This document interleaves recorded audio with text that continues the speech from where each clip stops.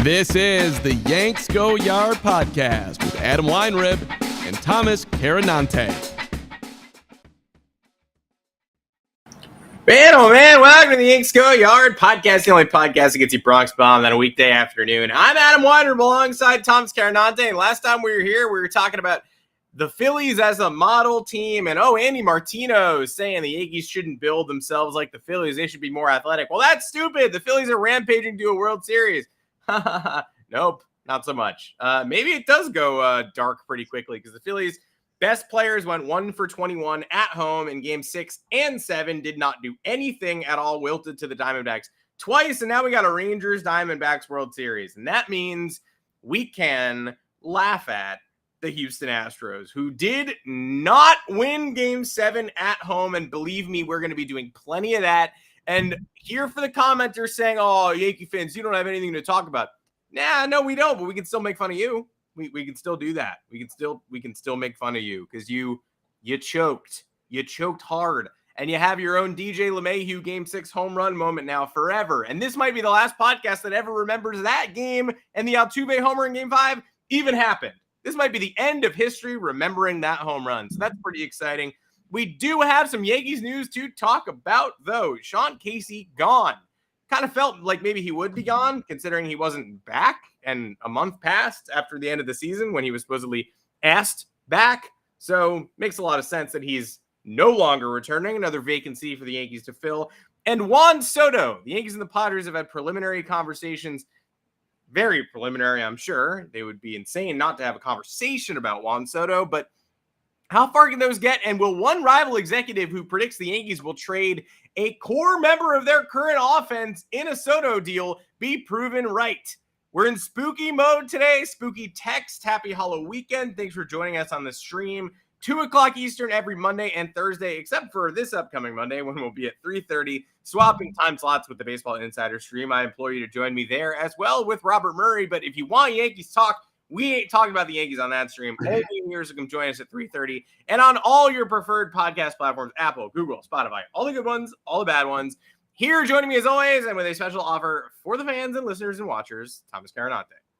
What's up, everybody? Thanks for joining. Caesar Sportsbook is here, running a new sign-up offer that you're not going to want to miss, especially if you like to bet. You got a lot going on right now. World Series is right on deck. College football, NFL, hockey just started. NBA just started. You name it. But new customers can get their first bet on Caesars up to $1,000. That is $1,000. 10 Benjamin Franklins. If you use the code YGY1000 while signing up, not only will your first bet be covered, but you will also be directly supporting your good friends, Adam and Thomas. And we love you guys, and we think you love us. So if you haven't joined Caesar Sportsbook yet, now is the perfect time to make that move. Please just remember to use that code YGY1000 at sign-up and place that first bet. Again, YGY1000. Pretty easy. This offer is available to new customers who are 21 and older and physically present in legal gambling states. Please remember to always gamble responsibly. Check the episode description for full terms of the offer. If I could have bet on Sean Casey returning, I probably would have bet that he would have returned. But then at the end of the year, it was weird. Because Spoon is great, by the way. That's all great. so cool. Yeah. Are you guys scared yet? Are you shitting your pants? People are messaging me on the side. I'm scared, and I'm saying, sorry. I actually just got an email that says I'm frightened and I'm not watching the podcast anymore. Yeah, I got a DM saying I'm a horny single in your area. But then if you scroll down, it says I'm scared of your podcast. Roberto loves to bet. Place the bet, Roberto. $1,000 free bucks. Sean Casey.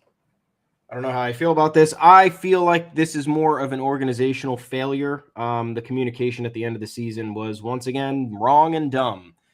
Everyone was saying, or Aaron Boone said that he asked him to come back or something, and then Casey came out early that Greg Joyce reported that Aaron Boone requested that Casey come back, and it was sort of presented as a finality, like, all right, well, then why would this be reported if he's not coming back?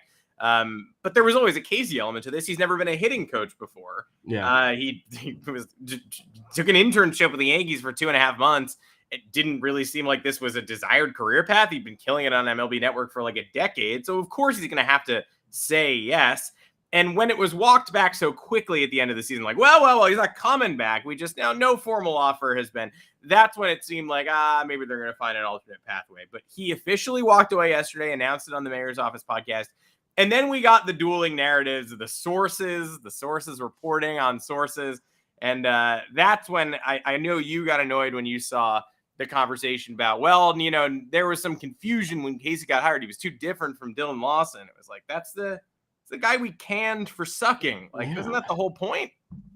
I don't get it. And it's fine if they hired him to see if that type of addition would make any sort of change. Yeah. I would agree there was no tangible change. Also, the Yankees still have the same shitty offense that they had.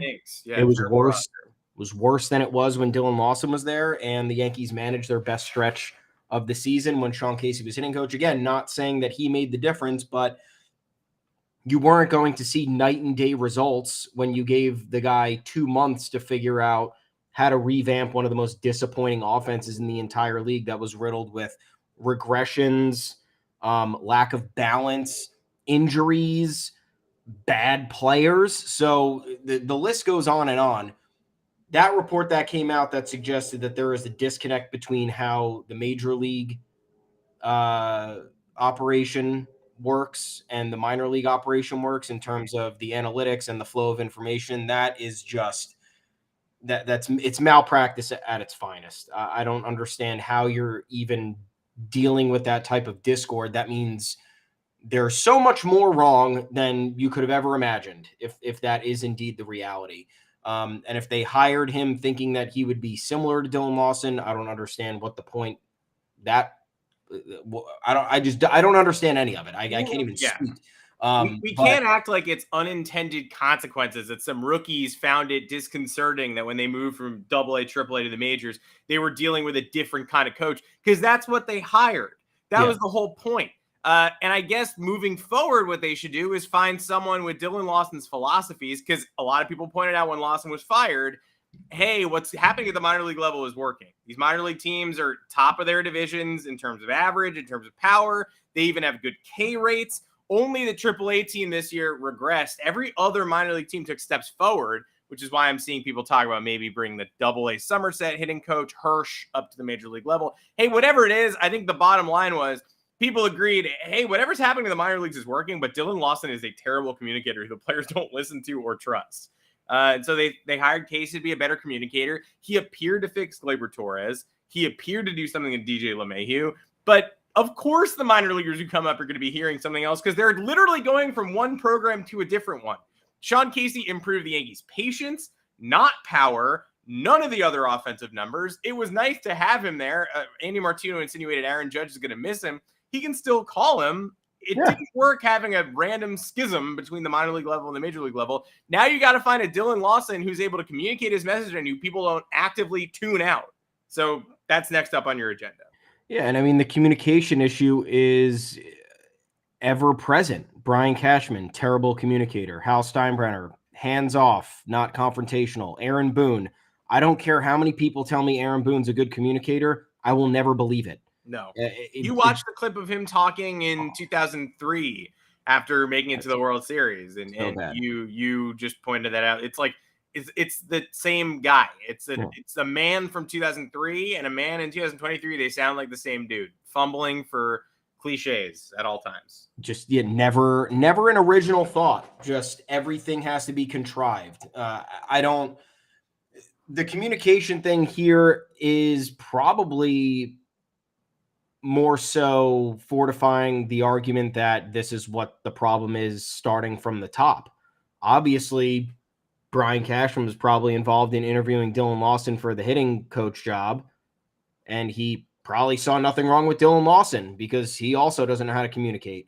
And the fact that you have the Reggie Jackson comments too. I know we briefly touched upon that in the last podcast, or we wrote about it on the site, whatever. He's saying that he said on the Fox pregame to Alex Rodriguez and Derek Jeter, A-Rod, who asked the question, was that the Yankees front office and organization doesn't value or hear the opinions of former players or, like, I guess, larger than life personalities that previously maybe ran amok too much in the organization under George Steinbrenner. I don't know.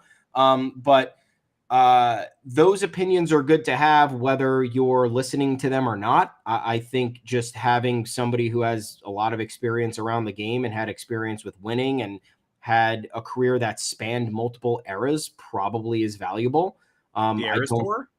I don't think you have the obligation to listen to it and follow through on it, but if you just have a room full of your own people fortifying your own bullshit, this is what happens. And I don't understand why the Yankees have seemingly exiled. And you know what's funny is now I think Goose Gotch has had a point. He wanted to stuff Brian Cashman in a garbage can.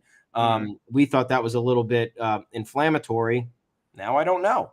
It's clear that there has been a gradual, pushing away of these stars and personalities and players of yesteryear that were intrinsic to a winning culture or intrinsic to at least holding on to a human element of the game that has gradually gotten lost as analytics has taken over. And I think that's if the Yankees indeed have a problem right now with analytics either being overbearing on their processes or the analytics that they're focusing on being the wrong aspect of their processes, that means they don't have enough people in whatever room it is communicating the different types of information that need to be heard in order to make informed decisions.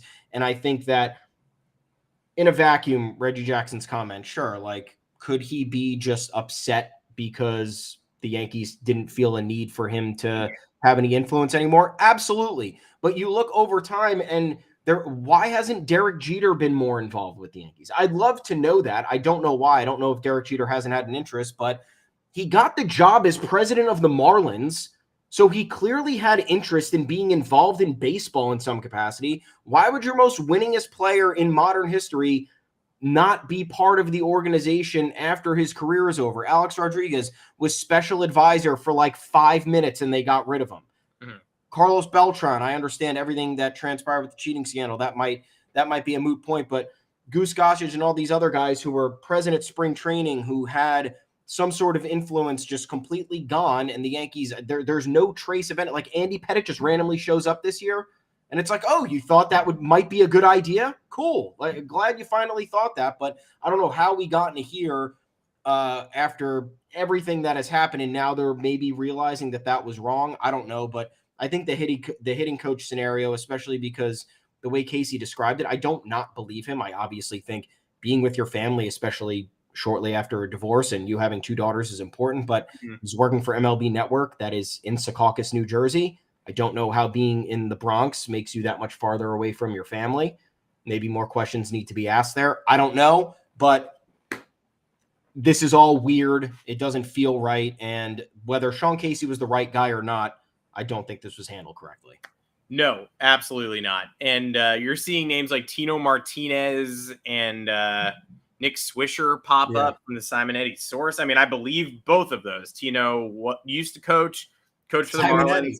Like our comment says, I mean, he assaulted somebody once upon a time, but I don't know the details of that. Was a weird incident, and I don't think that's disqualifying. It was like a Marlins prospect who wouldn't pick up the balls after BP or whatever, and so he just went after him, and it sounds like an entitled prospect. I don't really know the details of that, and I'd like to. But he coached on the Cape League this summer. Like he's trying to get back in the dugout, and I approve of that. Nick Swisher, I think I'd rather see him in a different role. He's a great bench coach. I don't know if I want him to be my hitting coach, but neither of those are, Sean Casey doesn't have distinguishing features that give him an advantage over those guys. Sean Casey was never a Yankee. Right? Like Sean Casey does not have any Yankees experience other than knowing Aaron Boone. He was a Red Sox. He was mostly a Red. He was a Tiger. And he wasn't someone who was even on my hitting coach radar until he was hired as the hitting coach. And so for him to want to take a break now, I don't think, Yankees are screwed without Sean Casey. He had 2 months to work magic, and he didn't. It was nice having him around, but you're right. It's more the optics of how they handled this. I'm also not on Team Cashman was never good. I don't think that's a fair team to be on, but Brian Cashman has barely made a correct maneuver since 2018. Like, he's almost never taken the correct step. And that's a long period of futility from the front office, especially in a crucial period where you have Aaron Judge in his rookie deal for several years, but still in his prime, and you need to build around him before his cost escalates to the point where it is now.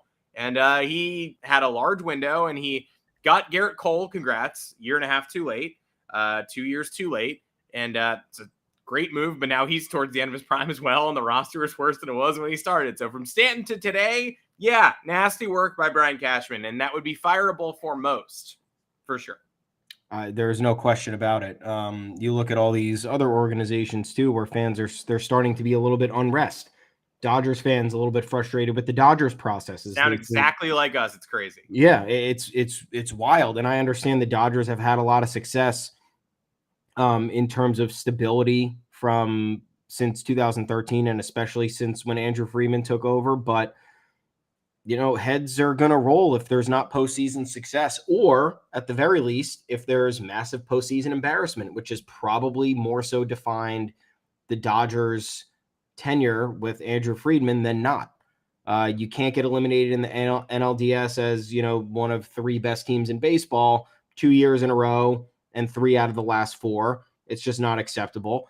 The Giants extending Farhan Zaidi, I don't know why. That's complacency at its finest. It's a former Dodgers guy within the division, obviously is a smart baseball dude, but they have not done a single thing under him except win 107 games 1 year and then get swiftly eliminated in the first round. It literally feels like, hey, you got Bob Melvin, like, congrats. Now exactly. You get 2 years. Yeah. So I don't, and look, this is not, I understand there's a flip side to all this. I think that you have to be somewhere in the middle. I think bad organizations make hasty decisions. Bad organizations do one of 2 things.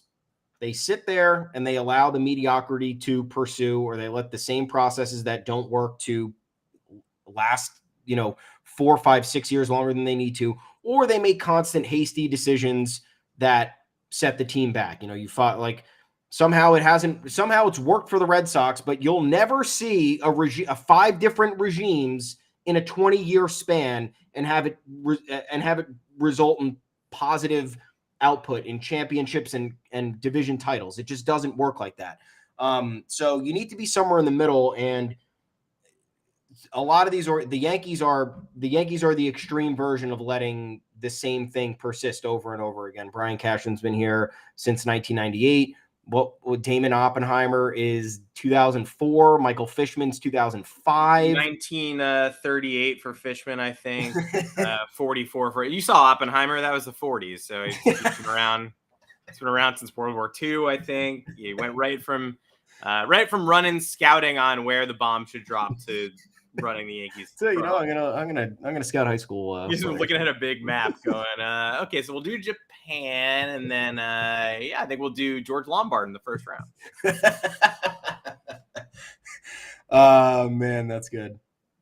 I think either way, though, the persistence of this is the biggest problem, and you could see it with how long a lot of these people have lasted, how long there hasn't been any change. And I think like Brian Cashman trying a move like Sean Casey is an exercise. It's dangerous because it's like an exercise in him being like, hey, you know what? I tried it. It didn't work. Now I'm going to go back to doing whatever the fuck I was doing before. Yeah. And that also didn't work. So there hasn't been enough honestly, like the one bold move that they made was let Girardi go after coming in within 1 game of the World Series. And you could argue that was the wrong decision. That was today. I looked back on my Facebook memories and it was me complaining about that. It's one of the most hilarious threads in Facebook history. I might send it to my buddy. It's like, I'm saying my post is like, Girardi was A, kind of frustrating, B, shouldn't be fired, C, what the fuck. And then the comments are people going, terrible move, I hate it, bad move. And then one friend says, you could argue Girardi's in-game managing cost them the division and cost them a playoff series this year. I wouldn't mind if they were able to find somebody who's able to maintain Girardi's calm and collected, persona inside the clubhouse, but is an upgrade on his in-game decisions. I just want to shake my friend from 6 years ago and be like, oh, buddy, they found somebody so much worse than in-game decisions. Like, they found, you're right. That would have been better than Joe Girardi, but my God, did they fuck up that hire. They truly did. And and it's just weird.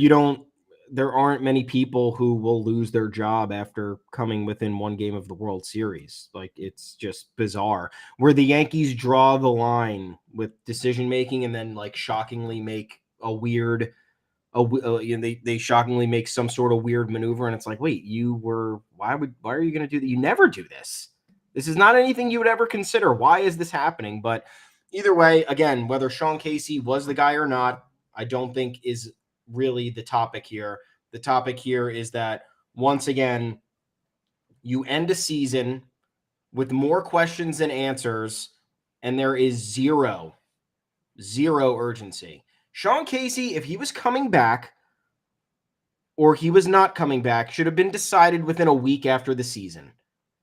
The Yankees audit should have been done by now. Where's that? Where's the audit? Whatever is happening at this very moment, the Yankees are dragging their feet. It's like it's these situations, right? It's like some days you have to stay at work for fucking 3 extra hours. Mm. Some days you have to work, some weeks you have to work the entire weekend, and then you figure it out later. The Yankees have seemingly took vacation after the worst season in 30-something years, and there is nothing in place. They've had one conversation with the Padres about Juan Soto. The Phillies fired some coaches today. What? The Phillies fired some coaches during this podcast. They fired their assistant hitting coach and bullpen coach. They were eliminated on Tuesday. They were eliminated on Tuesday, and they're firing people. Sean Casey self-announces he's not coming back a month after the Yankee season ends. That's all we've heard. We even heard Hal was supposed to speak this week. The scuttlebutt was like, is Cashman going to join him? Is it going to be a Zoom? We haven't seen it yet. It's Thursday afternoon. I don't think he's going to show up unannounced. See you next week, maybe. Yeah, I don't. It's just very bizarre. And don't forget, the offseason starts 5 days after the World Series concludes, which would probably give us 2-ish weeks. I don't know how they're prepared. I have no idea how they're prepared. And you're never going to convince me that calling up the Padres and saying, hey, man, what's up with Juan Soto? And them saying nothing. Yeah. We'll call you if there's anything. Hang up. It's not a report. Of course, the Yankees should be involved here. This is not the only reason it's a surprise is because Brian Cashman has bucked the trend constantly of making the obvious move that would improve the roster. Yeah. So it was like, oh shit, or if Juan Soto's available, are we really going to avoid him? Because that seems like the layup decision that the fans are going to drive home and the media are going to drive home, and Brian Cashman doesn't want to align his priorities or his decision-making with any of that. I don't think this is a surprise to anybody at this point. It shouldn't be, at least. This would be a fireable offense if he wasn't involved in any Soto talks, if he were to be available. But the kicker here is, I think, part of the larger discussion, and we can talk about other aspects of the Soto deal, was Andy Martino reported this of SNY and wrote a decent, probably a 300-word article on it, talking about, who the Yankees might give up and the details of the conversation and, whatnot, all the other stuff in there. And then the last 2 sentences featured a rival executive saying Anthony Rizzo could potentially be involved in this deal because the Padres are, quote, going to try and contend in 2024. Sure.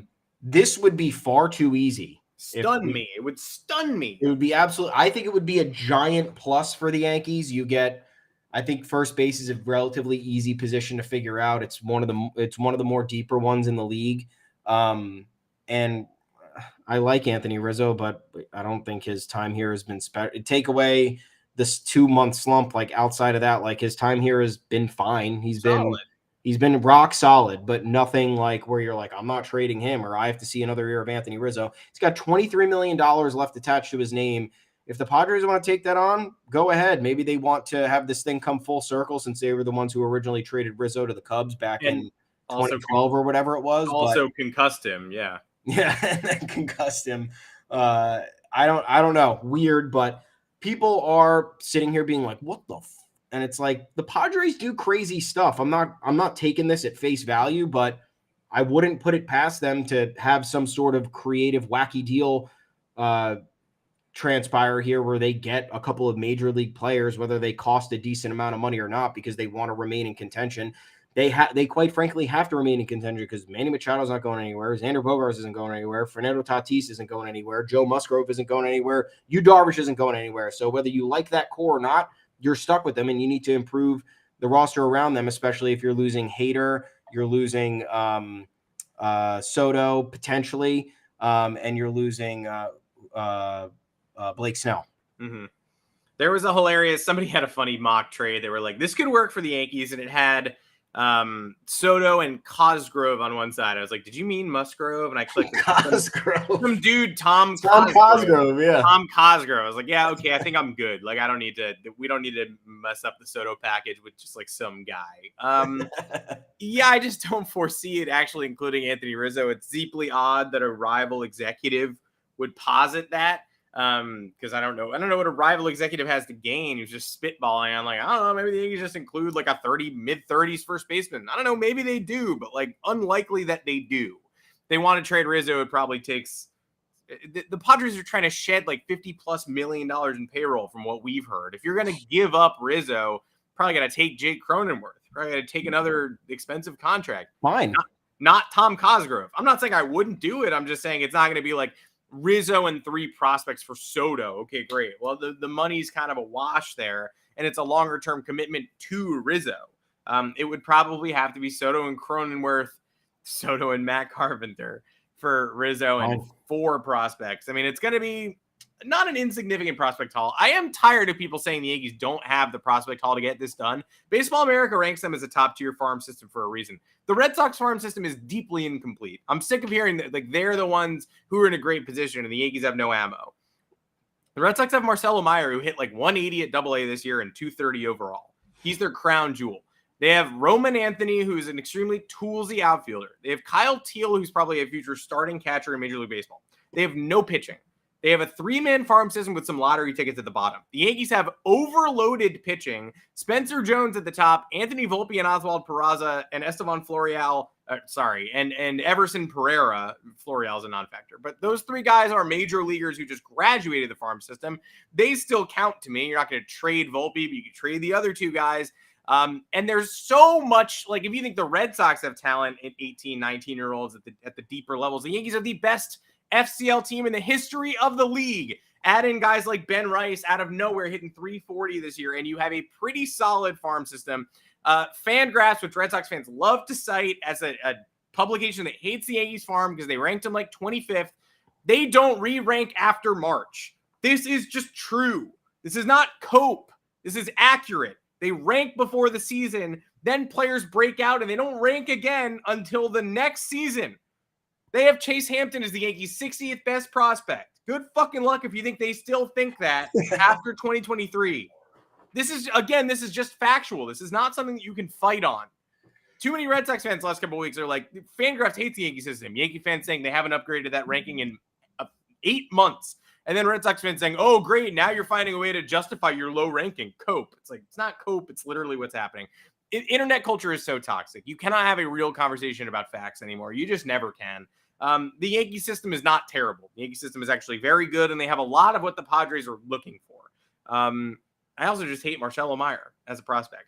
Now, the issue here is that people are now in overdrive because of the Martino report talking about the Yankees and Soto. It's the perfect fit. It's what they need to do. They have not made inroads on a Juan Soto trade just because they checked in with the Padres this offseason.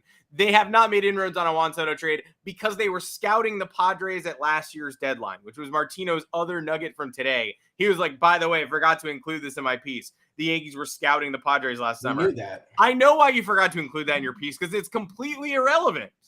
They scout everybody scouts everybody. Unless you're Jim Harbaugh, that's legal. You can scout everybody. So I'm not getting my hopes up. It's completely logical. It's what the Yankees have to do. Whether they extend Soto or not, they should extend him. But whether they extend Soto or not, it's how you give Aaron Judge and Garrett Cole the best chance at lengthening their window. As you and I talked about this morning, Anybody want to check out the free agent left fielders? Like, the Yankees don't have a left fielder. Yankees don't have a left fielder. So it's either got to be Cody Bellinger, or you put Soto in right, move Judge to center, move people. Again, you can get creative, but right now the left fielder is either Everson Pereira, Oswaldo Cabrera, like it was last year, or Jock Peterson, Tommy Pham, Lourdes Gurriel Jr., Ben Gamel, Corey Dickerson. It just goes down the dumper so quickly. I wanted to do a high tier, mid tier, low tier, and I tried it today, and it's all low tier. It's non-starters. It's like, who's in the Mark Canha has an option that may or may not get declined. He immediately joins the top tier if he's available. That's how dark it is. So they're going to need to make a high profile move, get a center fielder like Bellinger and move him to left, get Soto and move pieces around, because otherwise you're not signing a left fielder and it's just going to be a hole again. And that's why neglecting left field for 2 years is the problem. Although, you know who's the biggest sigh of relief, the biggest Brian Cashman didn't do it, thank God, move of all time is 4 years and $60 million left for Andrew Benintendi, who put up .2 WAR last year and hit 5 home runs, batted .262. That's not what you want. I'm grateful for that. I'm grateful. I didn't even want to trade for him because obviously he completely revamped his style of play with a bad team. How did anybody suggest that was going to translate into success with the Yankees? It just doesn't work like that. No. And he was more so the product of a very fortuitous Red Sox run. That was his ascension as a prospect was completely unforeseen and ridiculous. You probably won't see many prospects ever rise to the top like that. Oh, Kevin Kiermaier. Yeah, I would go after Kevin Kiermaier, but that's what I'm talking about. Get center fielders, move pieces around, because the left fielders ain't it. So, like, Kiermaier's another great option. If you're looking for a stopgap there while you wait for Jason Dominguez to come back, good call. Like, that's another one. But you're not going to just find a left fielder who works. You're going to have to find somebody at a different outfield position and shuffle pieces around. Yeah, and look, what do you want to do here? Probably, I'm just pulling up the depth chart so I don't sound like an idiot, but you don't want Oswaldo Cabrera playing 100+ games out there. He's not your starter entering opening day. He was. We just did that. Yeah, Everson Pereira has not proven anything yet, unfortunately, at the big league level. If Jake Bauers or Billy McKinney are on this team next year, I don't know what I'll do. But Everson Pereira was confused because Sean Casey's teachings were so different than what he was learning at the minor league level. So we should clear that up. That'll be changed. I think. Florial is probably not going to be here. I don't know. It's figuring out a way to avoid having Kiner is gone. Like, That's the thing. It's going to have to be a trade, or it's going to have to be plugging somebody else who's more capable into that position and maybe sacrificing a little bit of the defense. For example, like Kyle Schwarber. I know that's not realistic, but like it would be something like that. Get a really good bat who maybe isn't great at defense or like plays the corner outfield spots in mediocre fashion, and you live with the whatever happens out there, and then you have the 30+ home runs or whatever. I don't know who that candidate would be, but the whole thing is to just avoid having a mediocre to bad glove and a bad bat in that position. And I know that sounds crazy, but the Yankees have been doing this now for almost 3 years. So time to move on and figure it out. Everything they do sounds crazy. And that's why this week it was important to note that, look, the Yankees were 82-80, right? Snuck over 500. Congrats. Diamondbacks were 84-78 in the worst division. And they're in the World Series. Is it technically the worst division? In a worse division than the Yankees. No, who's Central's in the the worst? Dodgers and the Padres and the Giants. That's a solid division. The Central's the worst, right? Mm-hmm. Both Centrals. Yeah, both Central. Well, yeah, AL Central's brutal. NL Central's nothing to write home about. Middle America being ignored, bro. I don't know what to tell you. those owners got to spend, right? Those owners got to divest from their tire conglomerate and start investing in their baseball team. There is some going on. So the discourse that it was elicited from the Diamondbacks making the World Series against all odds. Here's what it should have been. It should have been the Yankees are 82-80 and the Diamondbacks were 84-78 and they're in the World Series. That period, the conversation is over. It really doesn't say anything about their respective seasons other than to just note their records and say that one is in the World Series. That's as far as it should have gone. It should have just been like, this happened, and I tweeted it. Unfortunately, it became a referendum on like, wow, they really should just spend enough to get in because you never know. Because they're basically there already. The Diamondbacks could do it being slightly below 500 in August like the Braves 2 years ago. Then why can't the Yankees do it?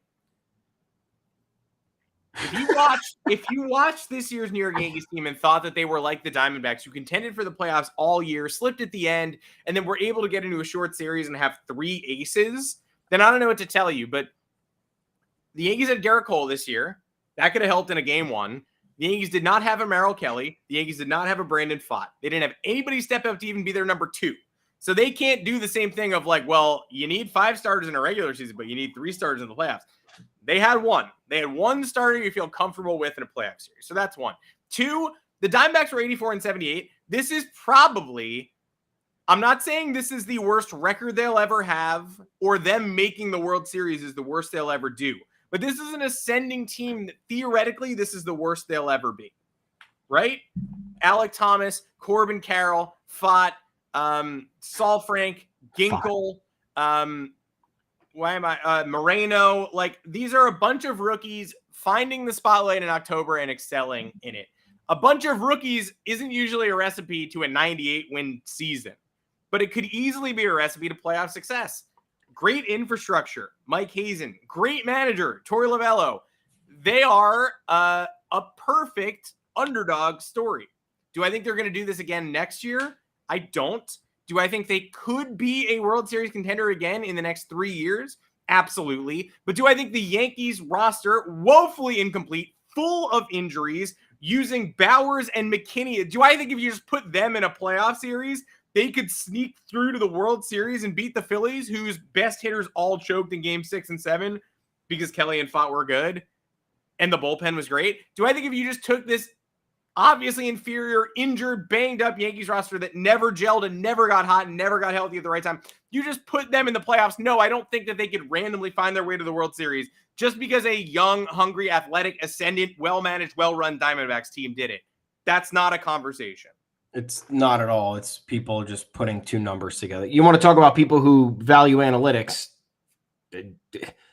Putting those 2 numbers together and saying, well, this was close is the definition of boilerplate analysis. Yeah. The Diamondbacks were a resilient team all year. They went through a horrible stretch of baseball. They managed to get out of that and be better for it when the stage was biggest. The Yankees at no point at any time in this season proved to you that they would be able to overcome any adversity. And they haven't really done that in 5 years. So the fact that we're comparing and there's also a difference. Like, yeah, if you create an assortment of varying veterans on a team that has a couple of MVP, Cy Young, whatever you want to call it, caliber players, yeah, you'll probably be 500. Mm-hmm. That's like not crazy to suggest. The Diamondbacks achieving 84 wins is the equivalent of a well put together, like star-studded roster probably winning close to 100 games. And I know that there's no tangible way to prove that, but if you've watched enough baseball, you would know that a team comprised of this many young players should have no business even probably cracking 80 wins with the manner in which all of them ascended so quickly. Corbin Carroll, I know he had some experience at the big league level. Gabriel Moreno, same thing last year. But you also have to remember that part of this, I think the one aspect of this that doesn't matter is health. The Diamondbacks largely stayed healthy. Good for them. The Diamondbacks also made moves that helped their roster. They traded for Lourdes Gurriel Jr. because they knew they needed a corner outfielder and they knew they needed a veteran bat who had 25-plus home run power. They got him.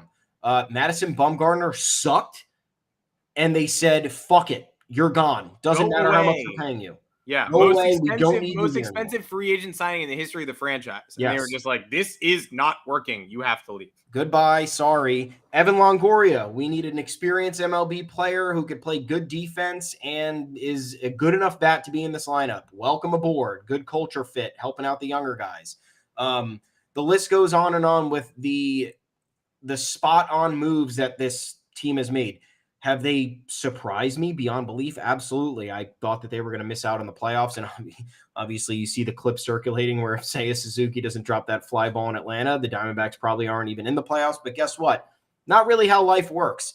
But to even suggest that the Yankees and Diamondbacks, oh, you never know, you sneak into the playoffs. Yes, we did know because we saw the Diamondbacks have a really good first half and respond to adversity really well. We saw the Yankees just merely tread water for a full 162 games outside of a 2.5 week stretch at the end of August and the middle of September that you thought, the tide might be turning. And then they completely shit the bed for the final 2.5 weeks of the season. So there's no way to conceivably compare these teams outside of just the numbers on the page. Like, oh yeah, they theoretically finished close in the standings. Yeah, very much a tale of two different rosters, a tale of two different organizations, a tale of two different player development programs, and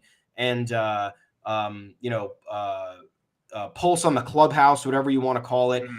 Again, Torey Lovullo, great decision made. Like, thank God the Red Sox let him go. Thank God. Mike Hazen too. Mike Hazen walk out the door. Like, thank you. Thanks so much. Truly. But you look at a manager like Lovullo, like a couple of games that he navigated properly, saved the season. You look at the Yankees, they managed Anthony Rizzo's injury, not the worst way they possibly could do it. Maybe they win 88 games and then they're in the playoffs. Like, it's the little things that come down to that. Like, we sit here bitching about Aaron Boone here and there. And I know in the grand scheme of things, Aaron Boone doesn't matter, but you also do need a good manager to navigate your team, especially a young one, especially one with, up and coming prospects that need the right influence, that need to, kind of be inspired by the dugout captain. And Lovullo has clearly done a great job in cultivating that talent, whereas Aaron Boone has seen and this could be partially the Yankees organization's fault. We know that as well, but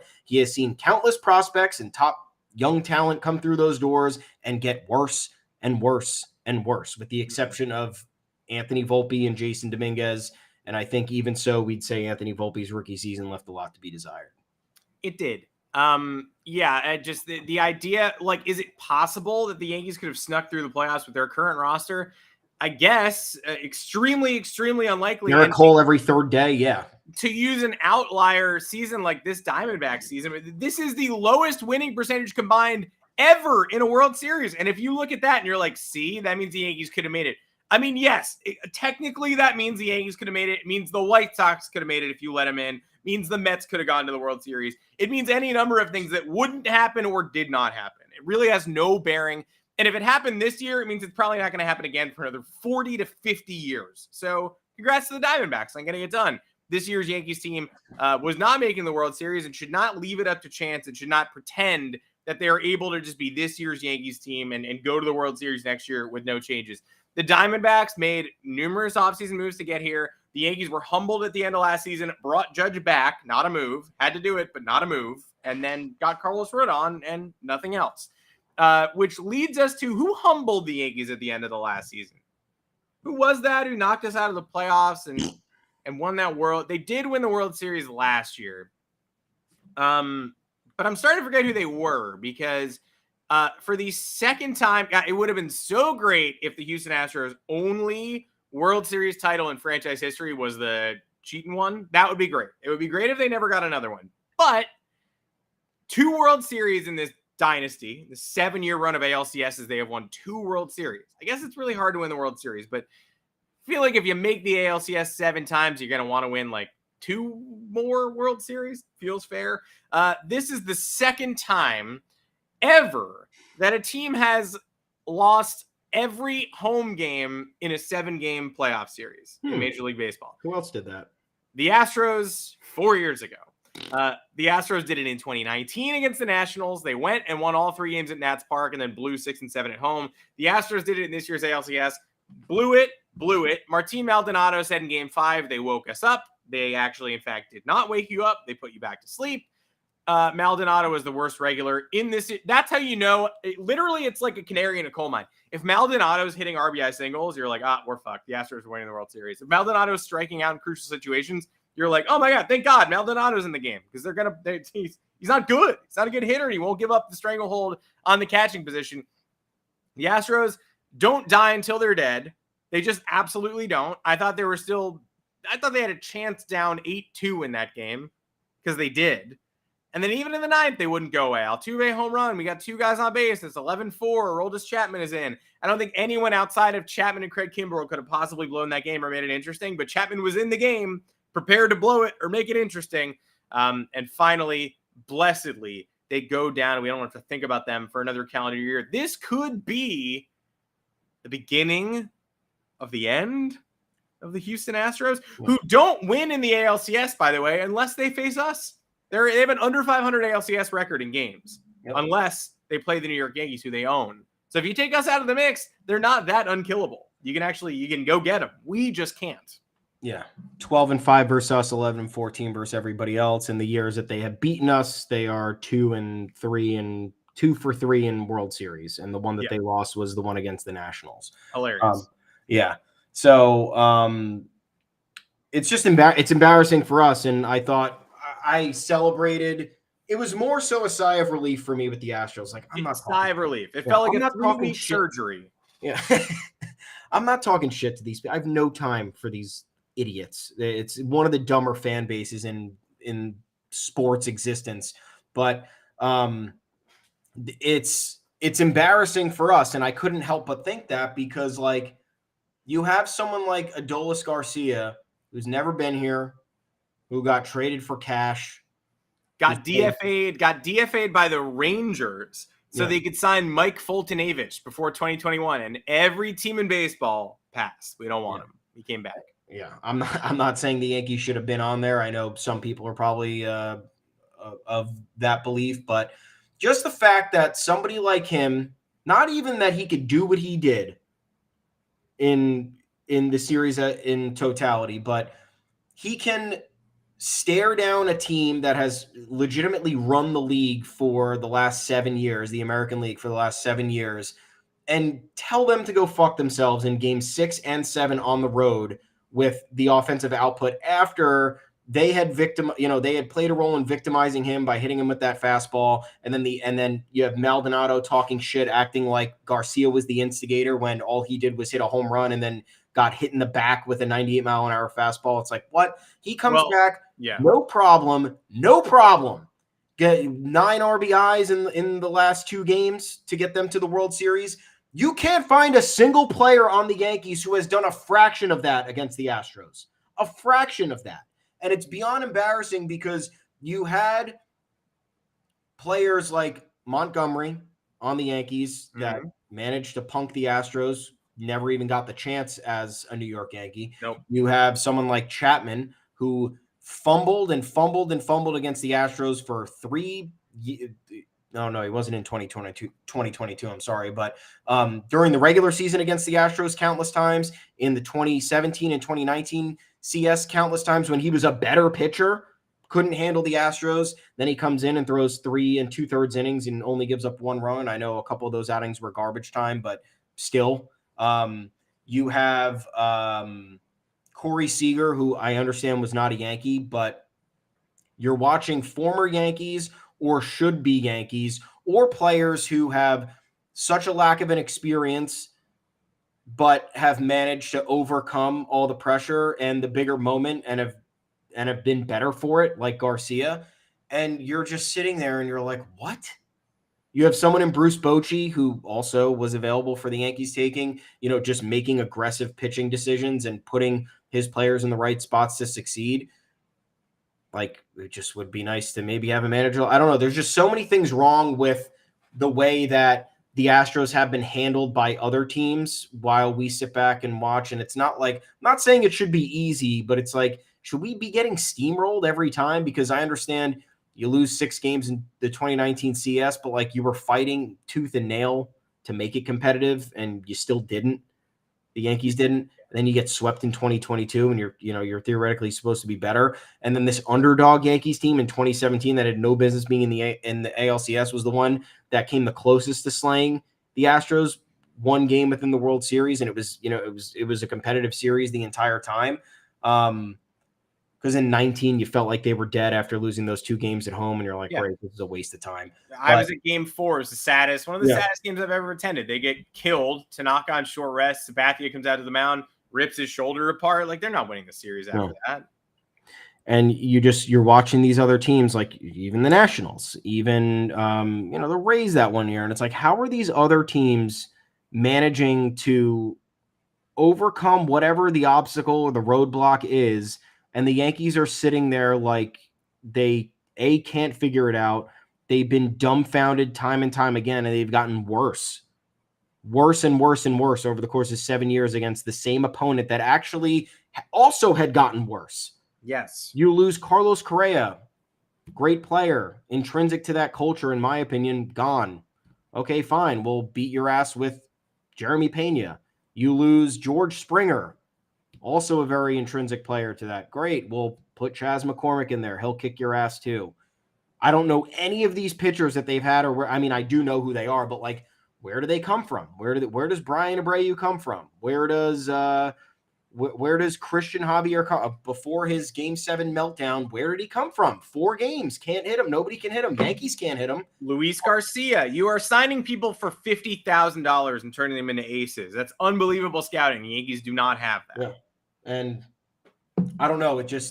I understand it's not easy. All these other teams that have taken down the Astros since the only team that had it easy was the Red Sox. They got that done fairly efficiently and quickly. But that was because they had a mole in Alex Cora coming over to Boston and probably knew, on top of cheating, knew everything else about them. Well, yeah. Connor Stallion's friend, the Red Sox video room coordinator, had a little something to do with What was that guy's name? JT Watkins? JT Watkins. Yeah, again, it was just him. It was JT Watkins going rogue. We got him. We fired him. Don't worry about it. The video room coordinator propped the door open. We messed up. That's a mistake. That's on us. He set up all these TVs in the dugout, and we were asking what he was doing. What? Running cables underneath the floor. What are these? He didn't even tell the players. The players didn't even know they were stealing signs. He's the only one who knew what he was doing. Yeah, it's embarrassing. That was an embarrassing year for baseball. It's been 5 years since the Red Sox won the World Series. That's great. It's been 14 since the Yankees were in one or won one. Next year it'll be 15 because we're not in the 2023 World Series. So we're reaching 15. That's the longest drought in franchise history without re-entering the World Series. 15 ties it. Wow. But if they don't make it next year, they're beating it. So if we don't make the World Series in 2024, it's the longest drought in the history of the New York Yankees franchise not making the World Series, not counting their years as the Highlanders. Technically the longest they've ever been without being in a World Series is the first 20 years of their franchise existence. But they were the Highlanders until 2013. I do not until 2013, until 1913. I don't count that. The Houston Astros are able to crumble in the face of adversity every time they play anyone other than the New York Yankees. But shout out to the Jose Altuve home run that you hit in Game 5 of this series that defined the generation that was going to be on Jose Altuve's Hall of Fame montage. They were going to show it in Cooperstown. It was the biggest win of the entire Astros dynasty. It got them basically another ring. It would have gotten them to the World Series against the 84-win Diamondbacks. They come home and they can't close it out with postseason ace Christian Javier on the mound. No matter what team you're a fan of, you hate the Astros at this point in time. There's no way there's anybody out there who's still neutral on the Astros. It was a joyful way for their season to end, especially because they tried to cheat one last time. Because Brian Abreu got suspended for chucking baseballs at Adolis Garcia, and while they appealed his suspension, he was able to pitch in Game 6. And then after Game 6, they upheld his suspension, but said, let's wait and do it next year anyway because we don't want to mess with Game 7. Why is that the right decision?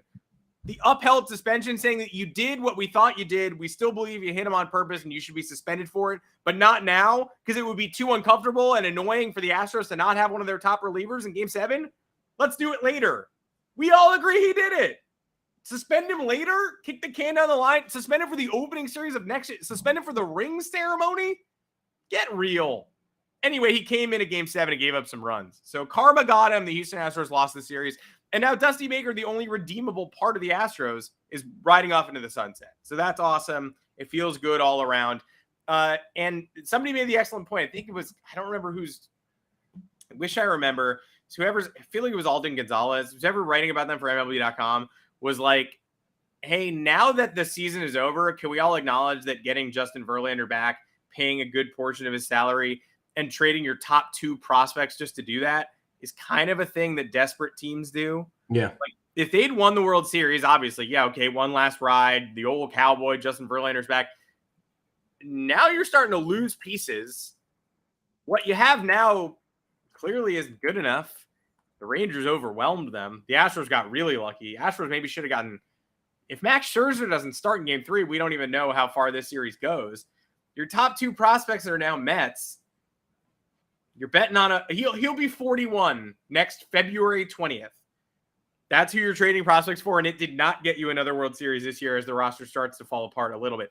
Jose Abreu did it in the playoffs, not in the regular season. Rafael Montero didn't do it in the regular season either. Every move they made last offseason backfired. Yeah. Still almost got to the World Series. But Crazy. That move starts to look more and more desperate as time marches on. If they win the World Series, all is forgiven. They didn't. Now, it smells a little funky.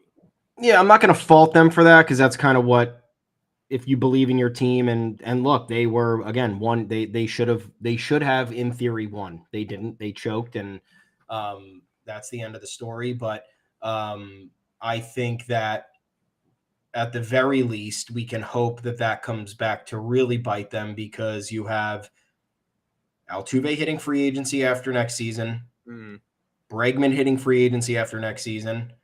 If I'm Verlander, I'm fucking out after next season. Make your $44 million next year. Who cares about the $20 million vesting option? Retirement tour, go to the All-Star game, everybody gives you a base. Yeah. The Yankees play a video of them dominating you, or the Red Sox. The Red Sox love to do that. They're like, we wish you well in your retirement. Here's a video of us kicking your ass on the big screen. And the player's always like, that I don't remember that fondly. And the Red Sox are like, well, who cares? Take your victory tour. He'll walk away. Exactly. Framber is done after 2025. Kyle Tucker's done after 2025. He choked in the playoffs, by the way. I called him a future Yankee last year. Not so much. Worst player in the lineup. Yeah. Kendall Graveman done after next year. Ryan Presley, mutual option. There's a lot of guys either going out the door or potentially going out the door after next season. But this coming season, they're going to need a new manager. They're going to need a couple more pieces because you have a number of bullpen guys hitting free agency. Brantley's hitting free agency. Maldonado's hitting free agency. I know he sucks, but that's kind of a valuable piece. I wouldn't be surprised if another team paid him to be like a stabilizer behind a young catcher or something. So there's a lot here. And you can only hope that them getting rid of those top 2 prospects for Justin Verlander in hopes that they would get the World Series this year actually legitimately screws them because you have Alvarez, who's probably not going to be able to play any outfield in a year or 2. I mean, we've seen him move out there. It's pretty bleak. And Kyle Tucker hitting free agency. So you're losing 2 outfielders in theory. And the 2 that were going to replace him were right there. And now they're on the Mets. Yep. There you go. It's been very fun talking to Astros fans this week. One last break, the Brian Abreu thing, and it didn't even work out for you. What a bummer. Yeah. So if the Yankees can bother moving forward, if they can bother moving this roster forward, they can find some actual solutions. The door in the American League is beginning to open for them a little bit. Texas Rangers, great story. I don't think anybody's watching them being like, that is a dynasty. It's a very good baseball team. No. Could have won, could have lost. It started Andrew Heaney in game 4. 90-win regular season team that gave away the division at the end of the season. There's no truly great AL team right now. Could be you if you want to be it. Right now, it's not. Right now, nowhere close. You want to be it? Could be you. That is it for this edition of the Yanks Go Yard podcast, coming in right at the 1 hour mark. That's what you guys are asking for and begging for, right? We love doing an hour for you, don't we, folks? Thank you for joining us on the stream live every Monday, Thursday. Again, 2 o'clock Eastern, most Monday, Thursdays, but come back at 3:30 Eastern next Monday. Subscribe to the channel, turn on the notifications. Don't miss it. That's the only way to be informed on the videos we post and when they go up. We hope to have great content for you for the rest of the offseason. Winter meetings for sure. In the next regular season, going to be a big one for us and for all of you. This offseason is going to be nuclear, whether the Yankees do business or not. I trust Oppenheimer to make it nuclear. No matter what actually happens, we will talk about it and scream about it. Hopefully enjoy it, but if we don't, again, we'll be right here not enjoying it with the rest of you. My name is Adam Weinerb. You can find me on Twitter at Adam Weinerb. I will never call it X. Thomas Carinante, where can the people find you? Hey, everybody. Again, I'm at Tommy's_takes. We are both at the official yanksgoyard Twitter account. It is at yanksgoyardfs. Again, we'll be back here Monday at 3:30, so enjoy your weekend. Over the weekend, if you're bored while you're watching some football, head on over to yanksgoyard.com or watch some baseball. World Series is on. Dumb of me. Watch the World Series. Don't watch college football. College football season's over already, so one loss, we're done.